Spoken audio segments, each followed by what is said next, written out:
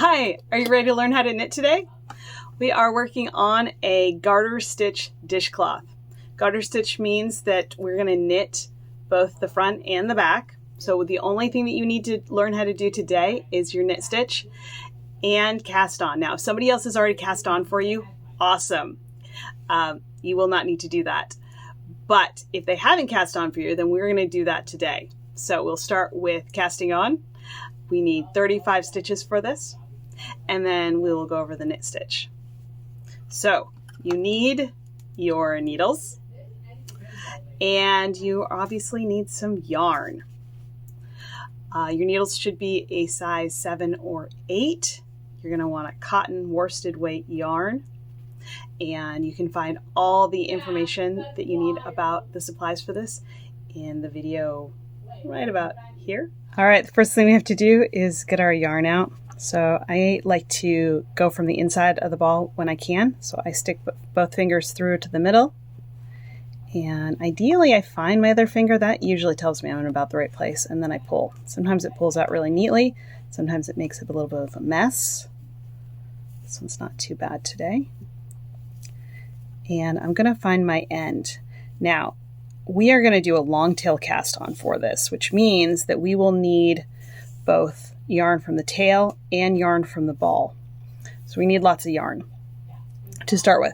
The basic rule is to take your width of your finished project and multiply that by 4, which for us is going to come out to about 28. I am going to start with about 40 inches on my end. That way I have plenty to work with and I have a nice healthy end at the end for when I weave it in. Because when we finish, we're going to want to weave in our end, and that will give us a nice solid finish, and we won't have to worry about the whole thing unraveling later, which we do not want. So that's what I'm going to start with. I'm going to start with about 40 inches. I'm going to find that middle point right here. And now I'm going to put it on my hand. So this is going to be my middle, right between my fingers. I'm going to have it over my thumb and over my finger. And then I'm going to hold the yarn with the rest of my fingers like this. All right. So thumb and finger. And then my needle goes right here between them. I'm going to hold it with my finger so it doesn't go anywhere. I'm going to come down. I'm going to slide the needle up my thumb. And then I'm going to come over to my finger and I'm going to grab that loop. And then I'm going to let go with my thumb. As I let go, I'm going to grab the loop down below. All right, and I've got my first 2 stitches. The first 2 stitches are really great because you get to do it once and you get 2 stitches. After that, you get to do it each time. All right, so we slide up, over, through. Go up, over, through. Now at some point you're probably going to drop it, and that's fine, but we want to know how to set it back up again. So we're going to put it over our thumb and over our finger, and the needle goes between. We do not want the needle over here or over here. We want it right between, and we want the yarn going out each way, and then we'll grab it, and then we keep going. So slide up the thumb, over to the finger, bring it through, drop it, and you just keep going until we have 35 stitches. So to count your stitches, you're going to count these loops on your needle. So we have 1, 2, 3, 4, 5, 6, 7, 8, 9, 10, 11. So keep going. Sometimes I count as I cast on. Other times I just wait and I don't worry about it. You can measure when you cast on, measure that yarn out. But truthfully, a lot of us just kind of estimate, and sometimes it works out for us and sometimes it doesn't, and we just do a lot of casting on. Both work just fine, but just so you know, if you don't have a ruler handy, most knitters just kind of wing it. And at the end, if it works, great. And if it doesn't, we have to cast on again. But it's not too big a deal, especially for a small project like this. It is more painful when you're doing, say, a blanket or something. But with just a little project like a dishcloth, we just get lots of practice casting on. All right, let's see how we're doing. 1, 2, 3, 4, 5, 6, 7, 8, 9, 10, 11, 12, 13, 14, 15, 16, 17, 18, 19, 20, 21, 22, 23, 24, 25, 26, 27, 28, 29, 30, 31, 32, 33, 34, 35. Yay! All right, pull that one back off. And we are ready to go. How are you doing? Are you cast on? Are you ready to do your knit stitch?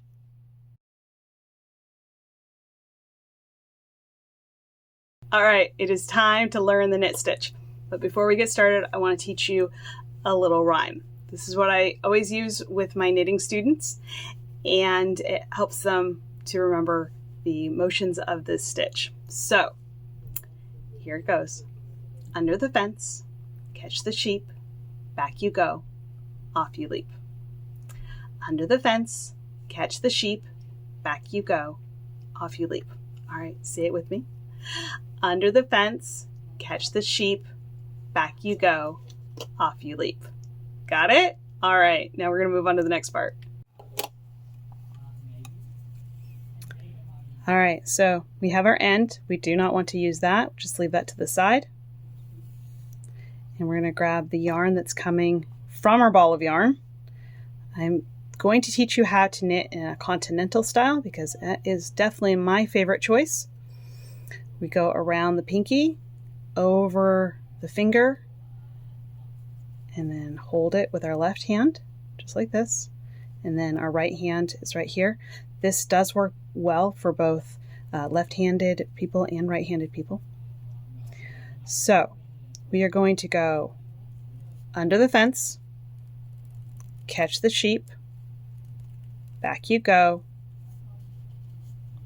off you leap. You see we're going through that loop under the needle. Under the fence, catch the sheep, back you go, off you leap. Under the fence, catch the sheep, back you go, off you leap. Under the fence, catch the sheep, back you go, off you leap. Just like that. Under the fence, catch the sheep, back you go, off you leap. Under the fence, catch the sheep, back you go, off you leap.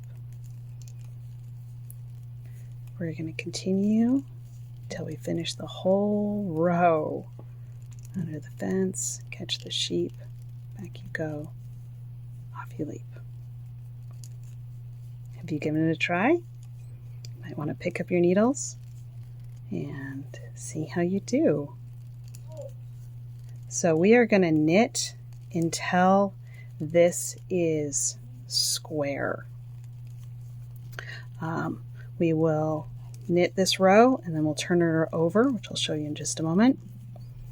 And then you'll continue knitting. In the next lesson, we'll talk about some potential problems you might be running into and how to fix those. And then in the third lesson, we'll be casting off and sewing in your ends, and you will have your first project done. So just keep going. Oop.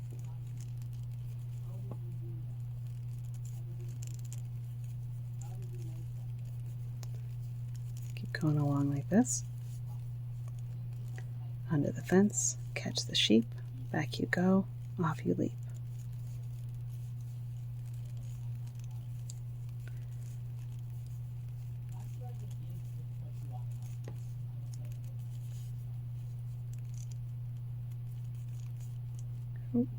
That time I split my stitch, so I'm just coming back. I'm going to try it again. There we go. All right, and here is my last one. So when you hit this point, you're going to switch your needle. So now you're going to have your full needle back over here again. We'll wrap the yarn around our pinky. I like to just wrap once usually, and then in front of my hands, and then over my finger. And then I hold it with my thumb and my other 3 fingers, and my pointer finger I just leave holding it up like this. And that way I can always get to my yarn. And then I just start knitting again. Now, one thing that happens often is that these edge stitches, just this one and then the one on the other end, they sometimes get kind of sloppy. So there's a couple things you can do. You can either pull that stitch really tight after you knit it, or you can slip the first stitch, which is what I normally do. So I'm just gonna go in under the fence, but I'm not gonna catch the sheep. And then I'm just gonna slip it right off. And I'll actually pull that a little bit too. And then after that, I will go back to knitting like normal. The only time I do that is on the 2 sides. And that will help it. Now, I would only do that on your beginning one. When you come to the end, you're going to want to knit it just like normal. It's just when you're starting that you want to do that. Some people like to do it this way. Other people will just pull it a little tighter. Some people, I imagine, are just magical and they don't run into any issues at all. But these are kind of common ways of figuring out how to handle those edges that can get a little sloppy otherwise. And we're just going to keep knitting. So what you might be wondering right now is, well, how do I know when I'm done? How many rows do I do? On this, we don't really have a certain number of rows. It really just depends on what it takes until it's square. So for that, what I like to do is I will take it and I will fold it over. And when I can fold it into a triangle and I use up all of the fabric on all of it, then I know that I have a square, and then it's time to cast off. And we will cover casting off in a couple lessons from now. I hope that you have gotten started. And if you have any questions, anything that you're wondering about, please let me know. I would love to help you out. So just leave a comment down below. And I will see you next time. Bye.